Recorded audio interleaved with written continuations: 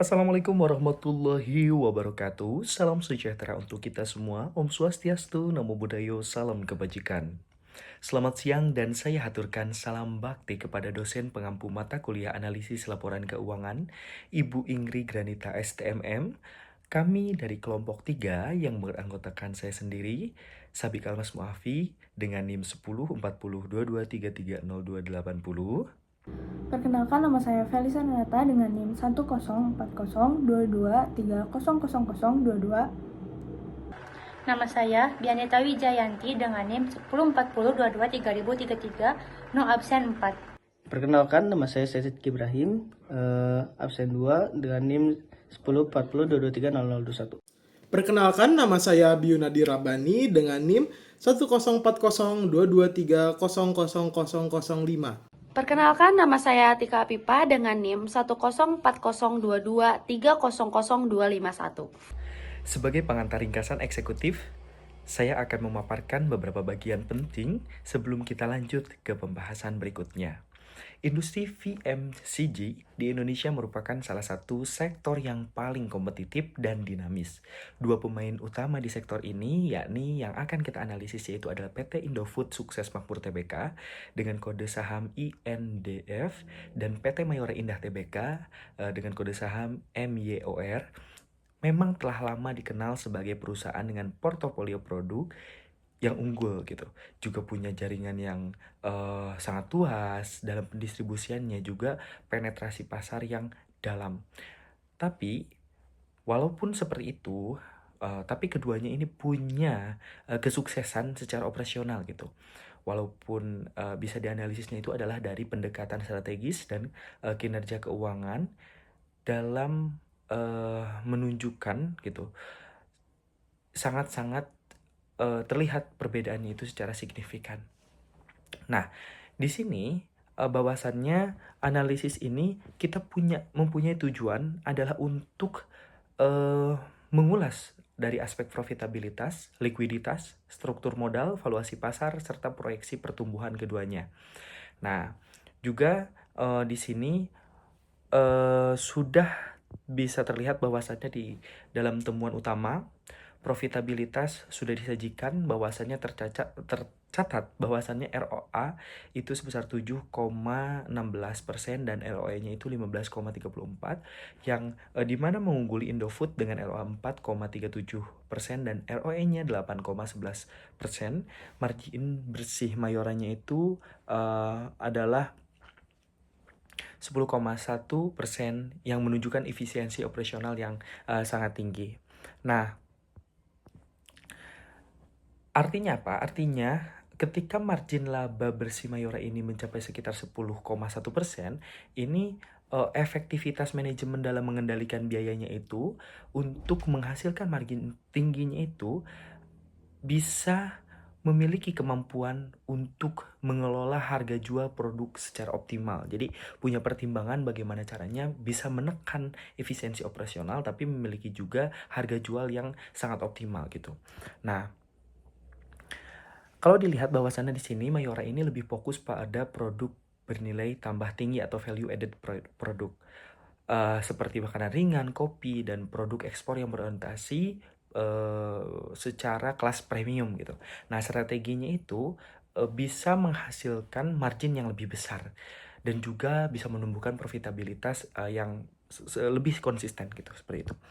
Nah, kalau likuiditas ini dan struktur modal gitu adalah gimana suatu perusahaan ini bisa memenuhi kewajiban jangka pendeknya dan juga menjaga struktur modalnya ini tetap sehat gitu. Nah, kenapa? Itu salah satunya akan menjadi penilaian penting bagi investor. Nah, disebutkan di sini current ratio-nya itu adalah 3,67 yang artinya posisi likuiditasnya itu sangat kuat gitu. Nah, juga current ratio Indofood yang hanya 0,73 yang artinya potensi risiko terhadap kewajiban lancarnya itu terindikasi gitu. Nah, tapi kalau misalkan dari sisi debt to equity ratio gitu ya, juga Mayora ini lebih unggul karena 0,56 yang artinya ketergantungan terhadap utangnya itu lebih kecil. Nah, tapi Indofood ini sekitar 0,86 yang struktur modalnya itu lebih leverage atau eh, juga sangat ketergantungan gitu. Nah, sehingga analisisnya itu adalah ketika tingginya current ratio Mayora, ini akan memberikan fleksibilitas dalam investasi, juga pengembangan bisnis. Tapi di sisi lain, struktur modal Indofood memang lebih padat utang, ini bisa membatasi bagaimana manuver dalam ruang manuver keuangan ini akan lebih terbatas gitu. Nah, terus juga kondisi ekonomi yang memang punya fluktuatif atau suku bunga yang tinggi, maka akan lebih kemungkinan kecil untuk mereka punya manuver keuangan seperti itu. Nah, yang nomor 3 adalah valuasi pasar. Di sini dilihat bahwasannya ketika tingginya valuasi Mayora yang juga disebutkan di angka price to book-nya itu adalah 2,91 dan juga Indofood price to book-nya itu 1,02, artinya persepsi investor ini akan lebih optimis melihatnya itu dari apa? Dari kinerja jangka panjang, terus ada brand equity, ada juga potensi ekspansi. Jadi investor akan melihat bagaimana potensi ekspansi dari perusahaan. Nah, walaupun Indofood under value, nah tapi punya peluang untuk rebound gitu. Kalau misalkan apa? Kalau misalkan punya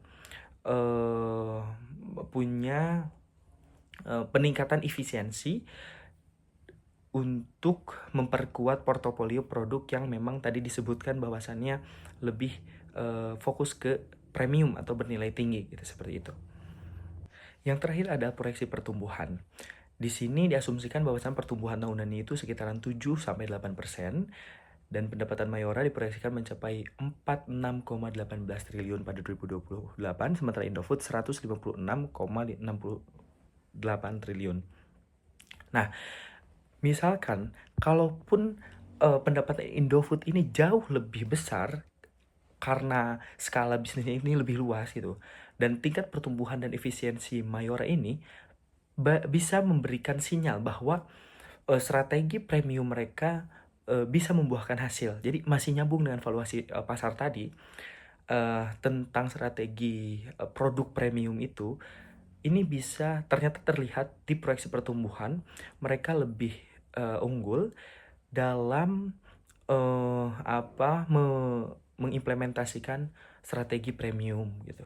Oleh karena itu, rekomendasi strategisnya itu yang pertama, Indofood disarankan untuk memperbaiki struktur modal, juga meningkatkan efisiensi produksi dan fokus pada produk bermargin tinggi.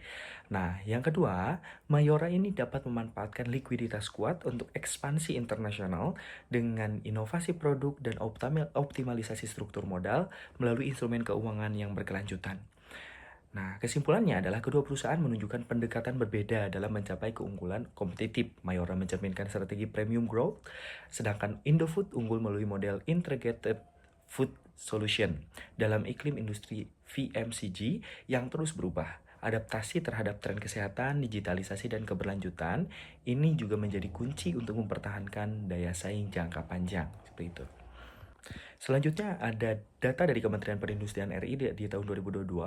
Industri barang konsumsi atau consumer good merupakan salah satu sektor strategis dalam struktur perekonomian Indonesia karena tidak hanya menyumbang kontribusi yang signifikan terhadap PDB, tapi juga penopang utama dalam pencapaian lapangan kerja serta pemenuhan kebutuhan dasar masyarakat. Produk-produk konsumsi seperti makanan, minuman, dan kebutuhan rumah tangga tergolong sebagai barang dengan permintaan yang stabil dan elastisitas rendah, sehingga memiliki daya tahan tinggi terhadap tekanan ekonomi makro seperti inflasi maupun krisis keuangan global. Jadi di sini bisa disebutkan bahwasannya lebih stabil apabila di industri FMCG ini gitu. Nah, lanjutnya adalah dengan membandingkan kinerja keuangan INDF dan MYOR melalui pendekatan kuantitatif dan analisis rasio. Kami berharap bahwasannya penelitian ini bisa memberikan kontribusi dalam bentuk pemahaman menyeluruh mengenai kekuatan, kelemahan, peluang, serta ancaman finansial yang dihadapi kedua perusahaan. Seperti itu. Yang selanjutnya adalah rumusan masalah. Di poin pertama, bagaimana tingkat profitabilitas PT Indofood dan Mayora ini bisa dilihat dari rasio ROA, ROE, dan NPM. Nomor kedua adalah bagaimana prospek pertumbuhan pendapatan kedua perusahaan berdasarkan analisis forecasting revenue gitu di 5 tahun ke depan. Yang ketiga adalah seberapa tinggi tingkat likuiditas masing-masing perusahaan dan bagaimana kemampuan mereka dalam memenuhi kewajiban jangka pendek. Yang keempat, bagaimana tingkat solvabilitas kedua perusahaan serta kemampuan mereka dalam memenuhi kewajiban jangka panjang. Yang kelima, bagaimana posisi ekuitas dan valuasi pasar dari masing-masing perusahaan, termasuk perbandingan antara nilai pasar dan nilai buku atau market to book ratio. Yang keenam, bagaimana masing-masing perusahaan mengelola risiko keuangan serta menjaga stabilitas kinerja keuangan di tengah dinamika ekonomi berdasarkan analisis poin-poin sebelumnya. Yang selanjutnya, Tujuan ini menjawab dari rumusan masalah yang kita konsepkan. Yang selanjutnya adalah manfaat. Ada beberapa bagian yang ingin kami tuju, yaitu yang pertama bagi manajemen perusahaan untuk menjadi bahan evaluasi dan pertimbangan dalam pengambilan keputusan strategis berbasis data keuangan yang akan kita sajikan. Yang kedua bagi investor dan analisis keuangan sebagai referensi dalam menilai kinerja dan prospek investasi pada sektor industri barang. Dan yang selanjutnya bagi akademisi dan mahasiswa, kita bisa menjadi sumber informasi dan literatur dalam kajian analisis laporan keuangan dan manajemen keuangan korporasi. Dan yang terakhir, bagi halayak umum untuk meningkatkan literasi keuangan dan pemahaman terhadap kinerja perusahaan publik di Indonesia.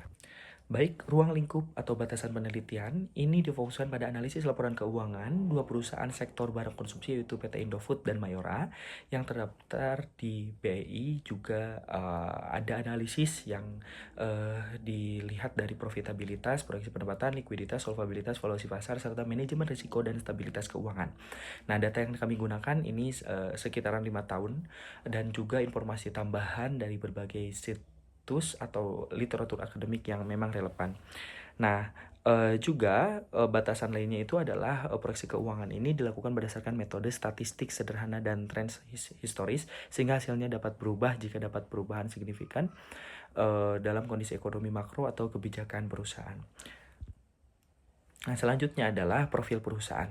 Nah, PT Indofood ini didirikan tahun 1990 yang juga bagian dari grup Salim. Nah, juga Indofood ini awalnya dikenal sebagai produsen mie instan dengan merek Indomie yang sangat populer. Kemudian mengalami diversifikasi bisnis secara signifikan. Jadi masuk juga ke minyak nabati, ada produksi susu serta agribisnis seperti perkebunan kelapa sawit dan juga karet. Sehingga menjadikan Indofood ini menjadi konglomerat makanan terbesar di Asia Tenggara. Yang selanjutnya bidang usaha atau kegiatan utama. Bisnis utama Indofood ini meliputi berbagai lini usaha yang beragam dari produk mie instan, terus juga ada juga tadi disebutkan minyak nabati, agribisnis dan sebagainya. Dan mengembangkan bisnis distribusi dan retail menjangkau pasar domestik dan internasional secara luas. Nah, kalau Mayora ini didirikan tahun 1977 oleh Jogi Hendra Atmaja dan keluarga yang memulai bisnis dari pabrik kecil makanan ringan. Nah, berkembanglah menjadi salah satu perusahaan makanan dan minuman terkemuka di Indonesia dengan ekspansi pasar yang luas. Dan juga berhasil menembus pasar ekspor ke Asia, Afrika, Timur Tengah dan dengan produk-produk unggulannya.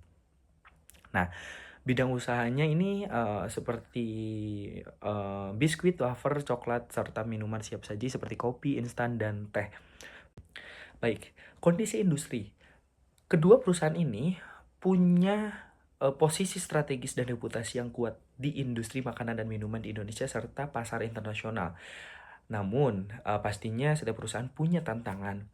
Nah, kenapa ada fluktuasi nilai tukar mata uang yang juga mempengaruhi gitu ketika IDR menguat atau IDR turun gitu dan lain sebagainya. Maka ada biaya produksi yang juga harus dipertimbangkan, apalagi impor bahan bakunya gitu dari luar negeri. Nah, juga seperti bahan baku minyak kelapa, terus gandum, gula, dan bahan baku lainnya juga jadi tantangan besar karena gimana caranya perusahaan itu bisa menjaga margin mereka agar tetap untung gitu. Juga ada perubahan gaya hidup dan preferensi konsumen yang semakin mengarah pada produk sehat, karena mungkin masih ada produk-produk yang lebih sehat daripada produk dari kedua perusahaan ini gitu. Nah, jadi harus ada juga inovasi produk yang mungkin bisa menjawab tantangan itu. Nah, juga selain itu ada persaingan ketat gitu di bidang yang sama gitu, dan juga ada memang karena sekarang sekarang ini zamannya pemasaran digital gitu, sehingga strategi pemasaran digital harus bisa diterapkan oleh mereka sebagai prinsip keberlanjutan gitu. Di sini saya akan menjelaskan mengenai analisis ROA dan ROE, juga pertumbuhan pendapatan selama 5 tahun ke depan untuk PT Indofood dan juga PT Mayora. Baik, untuk case study-nya di sini adalah membandingkan ROA dan ROE dari Indofood dan juga Mayora. Lalu, perusahaan mana yang memiliki profitabilitas lebih tinggi? Dapat dilihat di sini bahwasanya Indofood itu memiliki laba bersih sebesar 10,50 triliun yang menghasilkan ROA sebesar 8,08% dan juga ROE sebesar 21%. Sedangkan Mayora di sini dengan laba bersih 8,20 triliun menghasilkan ROA sebesar 9,11% dan juga ROE sebesar 23,43%. Dari perbandingan antara ROA dan juga ROE kedua perusahaan, terlihat bahwa Mayora memiliki tingkat profitabilitas yang lebih tinggi dibandingkan Indofood. ROA Mayora sebesar 9,11% menunjukkan bahwa perusahaan lebih efisien dalam menghasilkan laba dari total aset yang dimilikinya. Sementara Indofood mencatat ROA sebesar 8,08%. Hal ini mengindikasikan bahwa untuk setiap rupiah aset, Mayora mampu menghasilkan laba bersih yang lebih tinggi dibandingkan Indofood. Lalu untuk case study yang kedua yaitu mengenai revenue growth atau pertumbuhan pendapatan dari Indofood dan Mayora. Di sini diasumsikan bahwa pertumbuhan pendapatan Indofood itu sebesar 7% sedangkan Mayora 8%. Lalu bagaimana proyeksi untuk pertumbuhan pendapatan Mayora dan Indofood untuk 5 tahun ke depan? Lalu dapat dilihat pada tabel proyeksi pendapatan selama 5 tahun ke depan. Pada awal tahun proyeksi, Indofood memulai dengan pendapatan sebesar 110 triliun rupiah, sedangkan Mayora sebesar 85 triliun rupiah. Dengan asumsi laju pertumbuhan tahunan sebesar 7% untuk Indofood dan 8% untuk Mayora. Masing-masing perusahaan mengalami kenaikan pendapatan yang bersifat compound setiap tahunnya. Pada akhir tahun 2 misalnya, Indofood yang semula 110 triliun tumbuh menjadi 117,70 triliun dengan kenaikan absolut sekitar 7,70 triliun. Sedangkan untuk Mayora dari 85 triliun menjadi 91,80 triliun dengan kenaikan absolut sekitar 6,80 triliun. Secara strategis, keunggulan basis pendapatan Indofood memberikan stabilitas finansial yang relatif lebih kokoh, terutama dalam menghadapi fluktuasi harga bahan baku atau perubahan tren konsumen. Indofood yang memiliki portofolio produk diversifikasi, mulai dari mie instan, susu, hingga minyak goreng, memungkinkan perusahaan mengimbangi turunnya satu lini bisnis dengan pertumbuhan lini lainnya. Oleh karena itu, meski pertumbuhannya hanya 7% per tahun, nilai absolut kenaikan pendapatan yang dihasilkan tetap cukup besar untuk membiayai investasi R&D.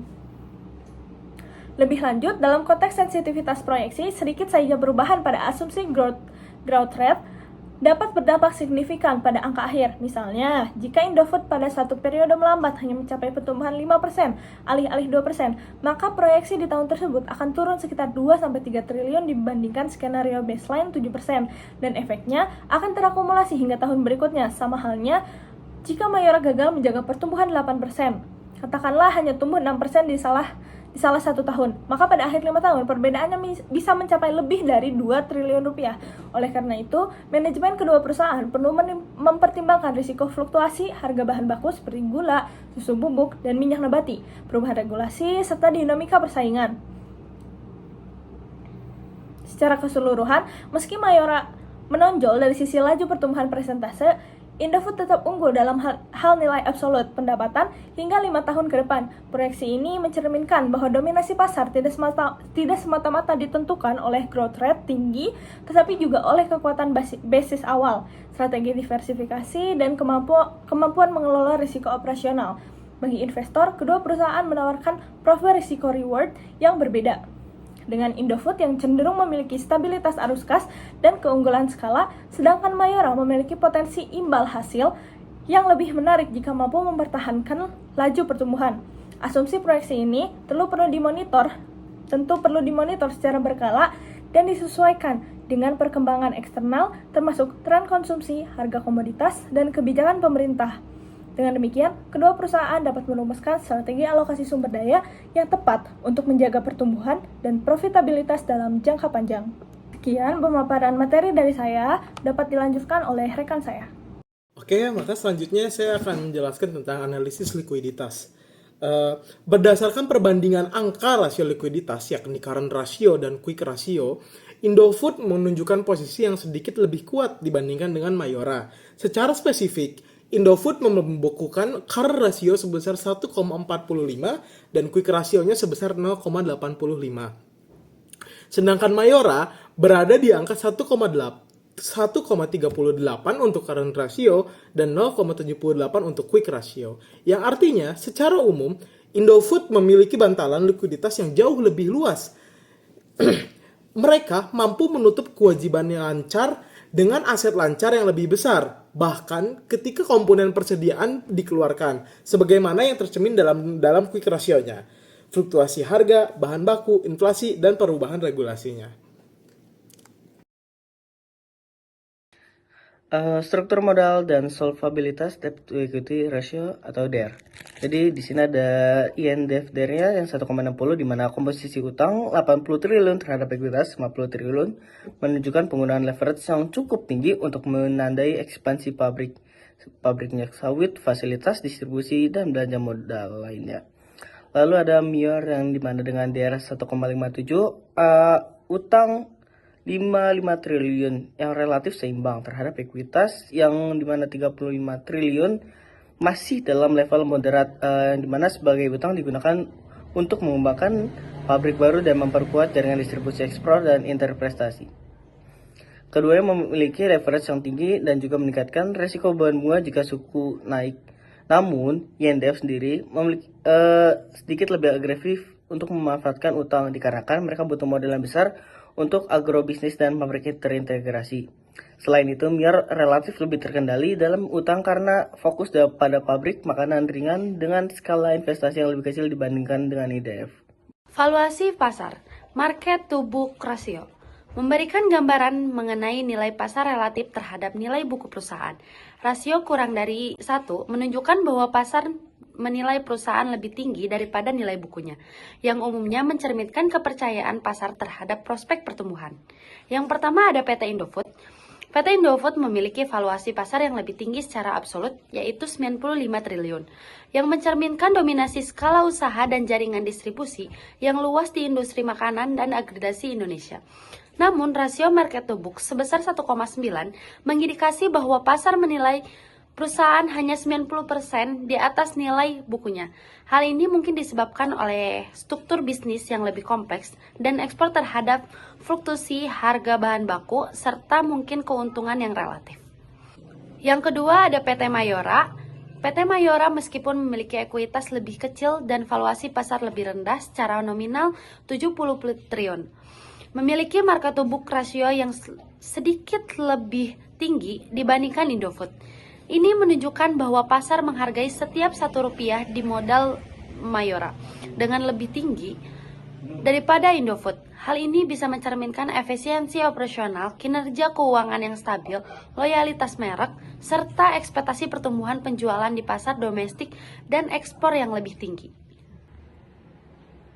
Langkah strategis untuk PT Indofood. Yang pertama, alihkan utang ke jangka panjang, perkuat kas, efisiensi produksi, lean manufacturing, dan lindungi harga komoditas. Yang kedua, fokus ke produk bernilai tambah tinggi. Untuk PT Mayora, yang pertama, refinansi utang, percepat piutang, dan jaga likuiditas. Yang kedua, ekspansi global, tingkatkan ESG, dan pengembangan produk premium. Sinergi. Teknologi keuangan prediktif dan distribusi nasional dapat memperkuat stabilitas kedua perusahaan.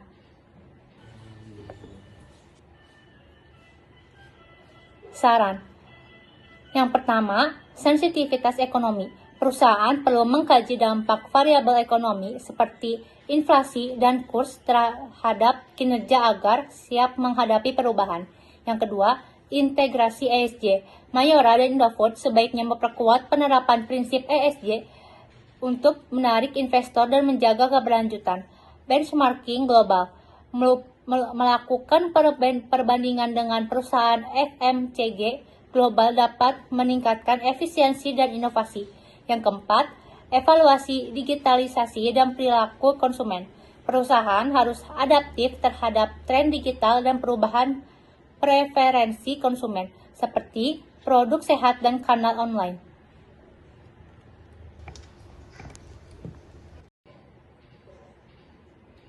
Penutup. Mayora dan Indofood merupakan dua perusahaan FMCG besar di Indonesia.